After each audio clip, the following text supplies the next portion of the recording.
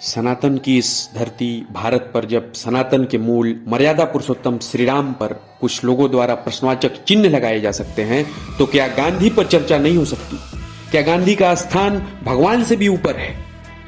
हमारा उद्देश्य कतई नहीं है कि गांधी को भगवान बना दिया जाए या अपराधी सिद्ध कर दिया जाए।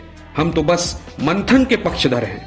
खुले मंच पर सार्वजनिक चर्चा हो जाए और भारतीय जनमानस के सामने तथ्य रख दिए जाएं, वो स्वयं ही निर्धारित कर लेगी कि क्या सही था और क्या गलत। लेकिन यह कितना बड़ा ढोंग है कि चाहे किसी भी राजनीतिक पार्टी से आने वाले लोग हों, सार्वजनिक मंचों पर गांधी पर चर्चा करने से कतराते हैं।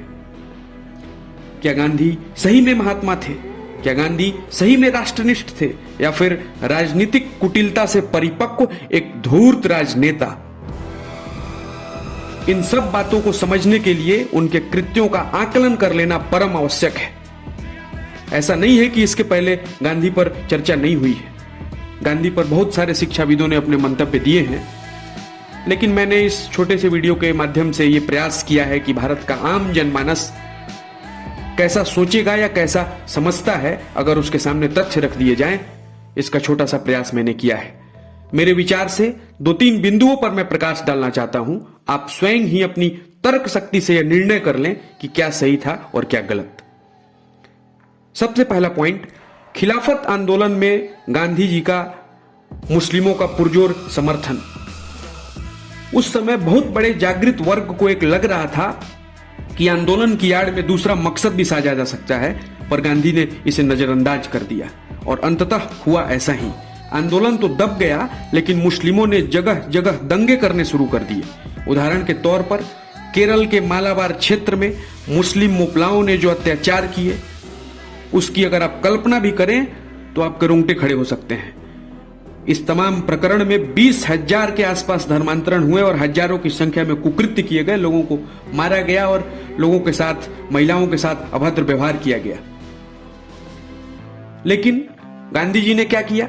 गांधी ने इसे अंग्रेजों के विरुद्ध प्रदर्शन बता करके उन्हीं दंगाइयों को स्वतंत्रता सेनानी सिद्ध करने का प्रयास किया। क्या यह तुष्टीकरण का एक तरफा रवैया नहीं था? अब दूसरे विषय के ऊपर आते हैं। 1938-39 के आसपास का जो समय था, उसमें कांग्रेस अधिवेशनों में सुभाष बाबू के साथ जो हुआ, उसे भी हमें समझ लेने की आवश्यकता है।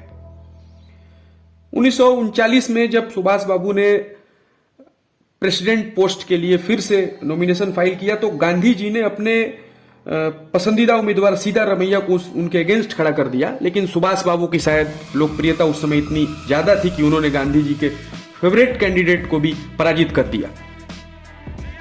आपको इस बात को जानकर के हैरानी होगी कि गांधी जी ने तथाकथित रूप से राजनीति से संन्यास ले लिया था। पर यह कैसा संन्यास था कि राजनीति से दूर रहने के बावजूद भी वो अपने कैंडिडेट को खड़ा करते हैं और उस कैंडिडेट के हार जाने के बाद सुभाष बाबू को राजनीतिक धूर्तता का प्रयोग कर कांग्रेस से दरकिनार कर दिया जाता है। तीसरा पॉइंट, 1942 का कांग्रेस का क्विट इंडिया मूवमेंट, जो कि एक फ्लॉप शो साबित हुआ। उसके पीछे में लॉजिक यह है कि क्रिप्स मिशन ने यह सजेस्ट किया था कि भारत के जो इंडिपेंडेंट स्टेट्स हैं, वो चाहें तो संघ से अलग हो सकते हैं या फिर वो अपना अलग कॉन्स्टिट्यूशन बना सकते हैं, और इसको कांग्रेस ने मान भी लिया था। लेकिन इस तमाम प्रकरण को सावरकर ने पॉइंट आउट कर लिया और इसे एक्सपोज करना चालू कर दिया। अब इस डैमेज कंट्रोल को करने के लिए गांधी ने 1942 का क्विट इंडिया मूवमेंट लॉन्च कर दिया। उनकी कोई नियति नहीं थी कि आजादी दिलाने के लिए 1942 का क्विट इंडिया मूवमेंट लॉन्च किया जाए। वो बस डैमेज कंट्रोल करना चाहते थे।